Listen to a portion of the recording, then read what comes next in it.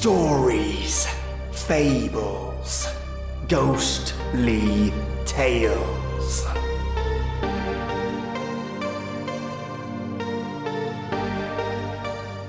Lily Madwhip, who has lost her brother, is brought in to see a therapist, but Lily is no ordinary girl. Oh no, far from it.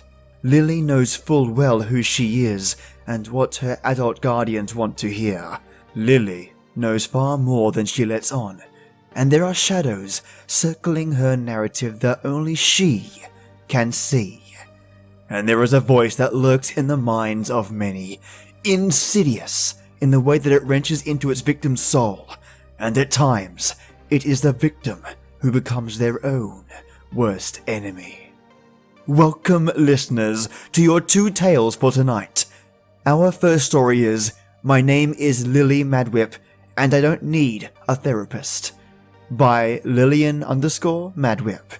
Be sure to check out her Reddit, and A Shrill Hissing Voice by Ross Daniels, a listener who sent in their story directly to me, the writer of a terrifyingly soul-stabbing story about a voice inside one's head. Turn off your lights, listeners, turn up the sound, and get ready for something creepy. My name is Lily Madwhip, and I don't need a therapist. Do you think Roger is with God, Lily? That's my therapist. Her name is Miss Christie. She's about my mum's age, but uses less makeup, probably because she doesn't have any kids of her own. Ms. Christie wears a little chain around her neck with a cross on it. She also wears a jacket with too many buttons and not enough holes. I wonder what all those extra buttons are for. She always wears the same jacket. Does she only have the one? Or does she have a lot of jackets that all look the same? I'm never going to know the answer to these urgent mysteries. Ever since Roger died, I have to sit in this room twice a week, with shelves full of books about child psychology, and drawings by other kids on the walls, and talk to Miss Christie. I guess Mum and Dad thought I wasn't handling Roger's death appropriately. Well, Mum didn't anyway. Dad doesn't really talk to either of us much anymore. Mum is out in the waiting area with Pascal. I'm not allowed to bring Pascal in with me when I talk to Miss Christie. Other kids get to bring things in. There's this girl with black hair who always shows up with a teddy bear that chuckles when she squeezes it. One kid even brings a toy fire engine with flashing lights. Flashing lights can cause seizures. I don't think Miss Christie likes Pascal. Sure, I shrug. Roger's in heaven. Roger isn't in heaven. He's not in hell either. Roger's not in some underground cave, filled with red demons carrying pitchforks that stab him as flames shoot out of rocks. He is not sitting on a cloud with a harp either. I think he'd be pretty annoyed if someone handed him a harp. He'd probably throw it at them and call them an ass-face. Roger's on the other side of town in a place called Holy Oaks Cemetery, where Mum and Dad paid for a lot in the back by a willow tree and a creepy stone crypt with an angel on top that looks nothing like a real angel. They got a little polished stone marker to put on his grave that just says Roger T. Madwhip in all caps and beloved son in cursive underneath. And that's where Roger is. There in his dead body, in a suit he probably would make a face at if you told him he had to wear it, in a coffin with white padding. I suppose in case he gets uncomfortable, laying in the dark 6 feet underground, with dirt and worms on top of it all. Pascal says Roger is in purgatory, which I guess means laying in your dead body until they decide what to do with you. Did you know there's over 200 bones in most people? When one gets broken, like if a man in a mask strikes you on the arm with a crowbar, the body knows how to repair it over time, unless the body is dead. Then they just stay broken. Forever, I guess. Roger ended up with a lot of broken bones. Some of them were broken more than once, too. It was like a dozen guys in masks with crowbars just pounded on him for an hour. Now he's stuck in his coffin with a suit he hates and a whole bunch of broken bones that are never going to heal. I wonder, when they decide where he's going, if he's going to pop out all floppy like a jellyfish. The idea of Roger like a squishy sack makes me laugh. Miss Christie jots this down. I go stand by the window, overlooking the parking lot. It's cold and wet outside today. There's a slick spot on the sidewalk into the building where Miss Christie works that I can see from her office. A lady and her son are walking in from their car.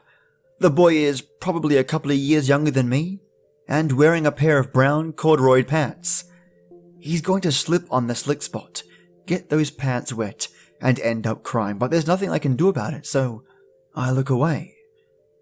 I hear the commotion from outside a moment later. It didn't rain when we buried Roger. I thought it was always supposed to rain when there's a funeral. I even dreamed that it rained, but the rain was lots of little bits of glass, and it was cutting everybody. Roger's friends, Skeeter and Dustin, were there in their suits and their hair combed, and they were crying because the glass was cutting them. Everybody was covered in blood. Mum said if it rained every time there was a funeral, it would never stop raining. That sounds like there are a lot of funerals going on. Do you miss him? Miss Christie asks. Yeah. Roger hid my foil Charizard before he died, and now I don't know where it is. Uncle George gave it to me for my birthday, when I turned 5, because he was getting rid of my cousin Susie's old collection, and he said if I hung on to it, I could probably use it to pay for college someday. Susie was a year younger than Roger. She died in a boating accident one summer during a family reunion. When people hear boating accident, they think you were in a boat and there was an accident. Like maybe you hit another boat or ended up out of the water, but Susie was in the water, and the boat ran her over. So I think it was more of a swimming accident that happened to involve a boat. I was there when it happened, but that's a whole other story. Ever since, I don't like going into the water. Not as long as there are still boats, and sharks, and piranhas. Do you ever feel like crying? Ms. Christie asks. She dyes her hair. She doesn't think anyone knows, but I know. I suppose if I really wanted to blow her mind, I could ask Pascal where she gets it done, and what the person's name is who does it for her. Maybe then people will stop treating me like I'm making things up. Or maybe they'll want to cut open my brain. Roger said they would do that if they thought I really did see things before they happen. But Roger's dead now. I don't want them cutting open my brain. So I don't tell Miss Christie I know her hair color is fake. I already cried, I say instead. I did cry, but only because people expected it of me. Especially at a funeral. I just want to go back to school and see my friends. I don't have any friends at school. I used to have a friend named Rachel, but I warned her that her dog Ruffy was going to have seizures and die, and she stopped being my friend. Other kids think I'm weird. Jeffrey Baker calls me Mad Lily. That's only because Pascal says puberty isn't going to be kind to Jeffrey. If I really wanted to be mean, I could tell everybody that he still wets the bed sometimes. But Pascal tells me not to be mean. Being mean lands you in purgatory. Miss Christie writes something in her notebook about me. I think it says that I'm uncooperative and repressing my emotions. I'm trying to be cooperative, but adults don't want to hear the truth. They want to hear you say what they think is right. If you say anything else, they think it's wrong, and then you have to start all over again. Sometimes they put you on drugs, so they can tweak the chemicals in your brain until you think things you wouldn't otherwise. Like how much you miss your brother, who used to give you the wedgies and hid your foil Charizard before he died. And now you'll never go to college. Ms. Christie, please call me Christie. Ms. Christie, Can I please bring Pascal in next session? I ask. She gives me that face that adults make where they know you know the answer and are hoping you'll take the question back before they have to give it. I think Pascal should stay in the waiting room. Why? Because I want to hear from you, not Pascal. She doesn't really want to hear from me, because I would want to talk about why I'm suddenly seeing her lying motionless on the floor of some room with green carpeting and yellow furniture that came from IKEA. Her face is purple, and her tongue is sticking out, and it's all swelled up, like one I saw on a frog in a museum once. The frog was dead, too. The world is decorated with dead things. I want to ask her if she feels dizzy or light-headed, and if she had enough to eat at lunch. I wonder if IKEA is an acronym, kind of like the one I see on the wristband they'll give her at the hospital. DNR. She thinks you're a schizo, ass-face, Roger says in my head. She thinks you think your doll talks to you. I clam up. I don't feel safe without Pascal. When I see things before they happen like this, often Pascal can explain them to me. I don't know why he came to be with me. Maybe because in all the world, I'm the only person that bothered to name their doll Pascal. Maybe he knew I could see things before they happen and came to keep me company, and by crazy coincidence, I gave the doll the same name as him. All I know is he says he's an angel, and not to be afraid. And that always makes me feel better. The time for my session finally runs out, and Miss Christie escorts me to the waiting room, where Mum and Pascal are sitting with other parents and their kids. My mum is talking to the mother of the boy who fell on the slick spot outside. He's sitting beside her with teary eyes and a long snot coming out of his nose. Gross. Miss Christie takes Mum aside and they have a conversation in whispers, so I take Pascal aside and also have a conversation in whispers. Two can play at that game. I know Miss Christie is telling my mother about emotional repression, and my mother is asking Miss Christie about pharmaceutical solutions. My mother likes pharmaceutical solutions. I ask Pascal what DNR stands for. Resuscitate means. Sounds like I'm not going to be seeing Miss Christie anymore. I want to warn her, but I don't know what to warn her about. Is it a bad fall? Does she have a heart attack? She looks healthy enough. I wish I got a fuller picture when I see things before they happen. But then, does it even matter? Nobody ever listens to me. Mum wants me to stop making things up to explain the bad stuff that seems to always happen around me. Dad already thinks I'm cursed and causing these things to happen. They sleep in separate beds now, and Dad spends a lot of time out in the garage drinking and banging on Roger's drum set. I wonder if Miss Christie will go to purgatory like Roger. Miss Christie turns to me and flashes her fake smile. See you next Tuesday, okay, Lily? I fake smile back at her, shaking my head sadly. Okay, maybe I am cursed, but I don't need a therapist. A Shrill Hissing Voice. I lifted my eyes up to the mountains of home, but there were none. I looked for the streams of water that were familiar to me, but they had run dry. There were not the familiar sights of home. The smells, sounds, and tastes I loved did not exist.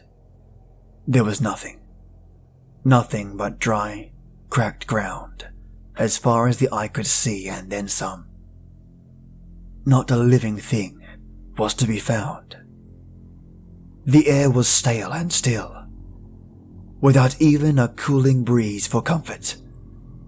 My body ached and fought my every movement, as if I had been wandering this wilderness for an age and a half, yet it was as if I was seeing this scene for the first time in my life.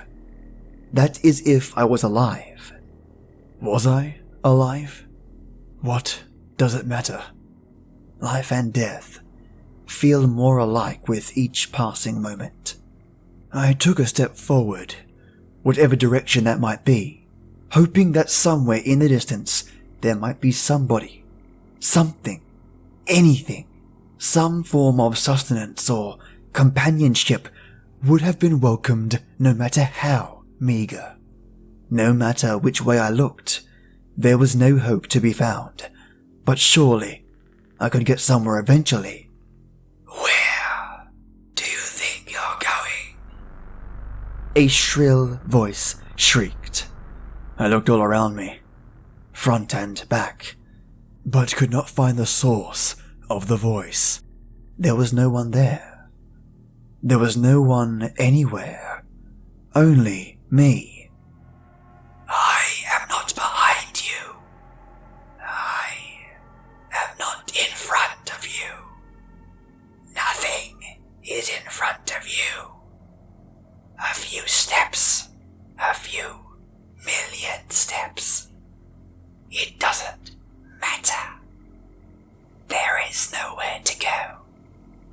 There is only here. There is only you and me. I continued, looking around for the voice. Where are you? I asked weakly with parched lips, as I took another step. The dry ground was hard and hot, scorching the bottoms of my feet. Oh, how my feet burned. Oh, how they ached. But I had to keep going. The voice spoke again. You should know where I am. You always come back to me. We always manage to stay together. Scowling, I replied, I don't know you, and continued walking. The voice let out a guffaw that was as dry and wild as the land itself. You don't know me. How could you ever forget? I have been your closest companion for many years now. You have done your best to get rid of me, to ignore me, to shut me out. But I am a loyal companion. You won't get rid of me easily. I took a few more steps, dragging my feet along with barely the energy to move. I checked for a pulse at my wrist, yet there wasn't one. Death was my life, as lifeless as the wilderness around me. Or was life the death of me? Dead or alive, I was there, desperate for help. There was no hope in walking blindly to the empty horizon. Weakly, I asked the voice, "Can you help me?" The hissing voice had an answer for that as well. Help you? I have tried time and time again. I have tried to help you out of the hell that is your life, but you wouldn't take it. I showed you a way to escape it all, and you, in your stupidity, refused. Despite the taunts of the voice, I kept walking as I slowly moved along. I examined the condition I was in. I was naked, completely exposed, and defenseless. My skin was shriveled and grey, clinging loosely to a skeletal form I barely recognized as my own. Chunks of flesh were missing from my body, yet no blood flowed. I was lifeless. You see the state you're in. If you'd had listened to me, you could have ended this ages ago. You chose to suffer rather than escape. It's all your fault. You did this to yourself. You did this. I opened my lips to reply, as my own words were all I had to defend myself against this wretched voice. But as I tried to speak, my tongue crumbled to dust, choking me with every now unintelligible word. There is nothing you can say against me. You know it's the truth. This is all your fault. You have no one because it's your fault. You have nothing because it's your fault. You dug your grave and crawled into it. Did you expect death would give up his victims so easily? Tears welled up in my eyes, but they felt like acid streaming down my face, dissolving what was left of my mangled form. Shut up! I attempted to scream, but all the sound I could produce was grunts and growls like a dumb animal. I had not the energy to move, yet I kept walking as if I had some hint of hope for what may be just out of my realm of vision. You know why you're out here, don't you? They were better off without you. They don't need you. They hated you. They resented you. The kindest thing you did for them was leave. A soft sob came from my chest, a slight gurgle of a noise in my throat. It rolled from my lips and fell to the ground, not reaching the ears of anyone who might have cared. How could it make any difference to anyone? What happened to me out here? Are you done trying to resist me? Your efforts are futile. Nothing you could possibly say matters. It doesn't matter to me. It won't help you. And no one else is around to hear it. I walked on. I walked on, my vision blurring from exhaustion. I did not see the gaping fissure in the ground before me. But the wilderness is brutal and unforgiving, and makes no provisions for our infirmities. As my foot slipped into the crack, I fell flat on my face into the dust below me. With a snap and an agonizing cry of incomprehensible words, my leg severed itself from my body.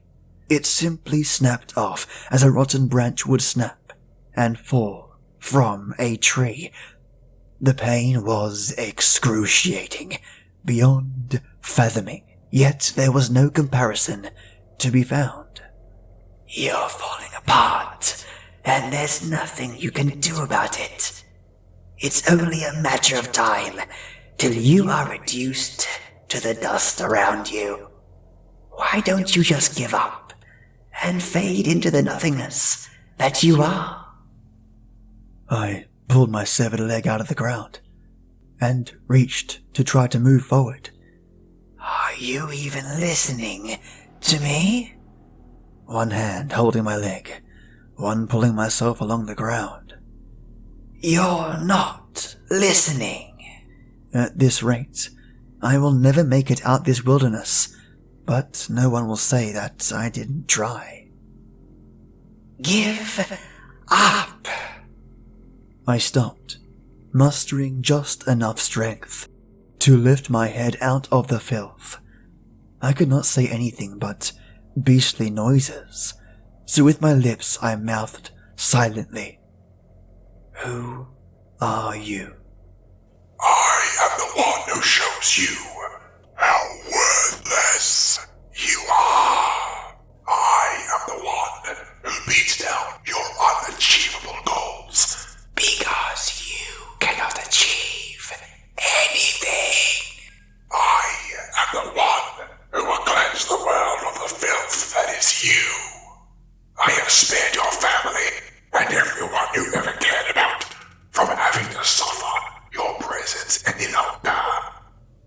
With that, the hand I was using to pull myself along turned on me, as if it had developed a consciousness of its own.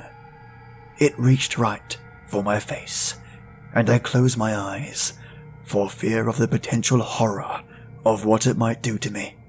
I braced myself for pain, braced myself to die, but I felt nothing. I was utterly and completely numb. Perhaps there was nothing to fear. Then I made the mistake of opening my eyes. There, in front of me, in the hand that had just turned against me, was my face. The lifeless holes my eyes used to feel seemed to stare deep inside me, burning into my soul. The chin of my face still had leftover residue of my crumpled tongue, and there were streaks down the cheeks where the tears had burned me. My face simply hung there, limply in my hand, as if it had been a mask I had taken off. Suddenly, the lips sprang to life. They spoke to me. In a hissing voice, my face said, "I am you."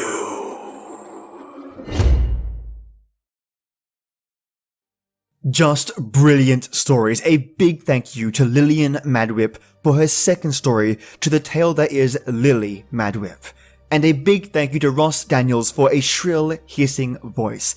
Now, for Lillian Madwhip, there's still more to read, so expect more from this series soon. I wonder what will happen to Lily in the future, and what else we will find out about her. Do you think this is a curse? Or is it a gift? Listeners, do you know someone that has this kind of ability? Let me know in the comments. And A Shrill Hissing Voice really hits me in the heart. If anyone asks me, what does it feel like to be demotivated? To feel like the weight of the world is on your shoulders, I would point them to this story. It's stories like these that bring on the emotion of despair, and not for the faint of heart. A skill in itself, Ross, to bring on feelings of such intensity. If you have any more stories you wish to send my way, don't hesitate. Your emotive language really draws me in, mate. Thank you both for the stories. This Wednesday, listeners, I'm going to continue with your Nosleep by Lillian Madwhip and then move on to something different again. If you want more Let's Not Meet, demonology, Japanese folklore, Irish folklore, well, you name it, and I'll shortlist it. Feel free to reach out to me on my email, which is StoriesFablesGhostlyTales@gmail.com. Have a fantastic Monday day, my angels in the morning, and a devilish night, my gremlins who are up late. As always, till next time.